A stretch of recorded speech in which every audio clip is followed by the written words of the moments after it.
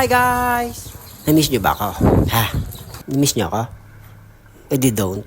Ayaw nyo pa. Ako na to yung choosy na kayo So eto lang, maglilinis lang ako ng motor kasi nga aalis kami. Di yun naman kaya. Lang, pupunta lang kami sa Dalagot. Mimingwit lang kami sa Dalagot. Baka may mahuling panahog. Nakakainis naman kasi dito sa bukid.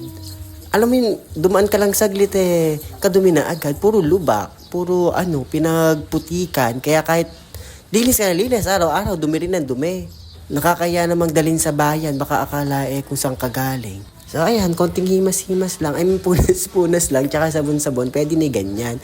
At marurumihan din naman mamaya pag umulan, tsaka pag nilaba. Magagalit pa si mama, joy niya yung ginamit ko dyan. Hahanapin na mamaya pag nagligpit.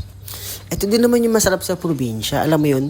Hindi mo mamimiss yung usok ng metro. Walang kausok-usok. Hindi mangingitim yung butas ng ilong mo sa mga usok. Tsaka diba pag nakasakay ka sa jeep, yung alam mo fresh na fresh ka pag sumakay ka sa jeep. Tapos yung katabi mo amoy mandirigma. Pwede ba yun?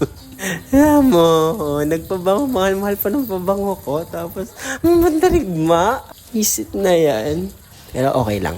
Carry lang yan. Hindi naman ako nag-jeep. Charis lang. Actually, one time pa lang ako nasakay ng jeep. Simula nung nag-work ako dito kasi may service naman sa bahay. So, ganun. So, ayun yung isa, naglinis din ang motor niya. Ang ganyan eksena namin, kanya-kanyang linis. Actually, may malapit namang car wash, pero madali lang yun maglinis. Pupusit-sitan mo lang siya ng tubig, so okay rin na. Tapos, ayun, natapos, di ba? Pwede nang irampa. Ganyan, tapos may angkas ka. Tapos maya-maya, ito ang eksena. O, di ba? Kasi, paano ka lalabas? Natulog ka na lang. O, siya. Bye-bye!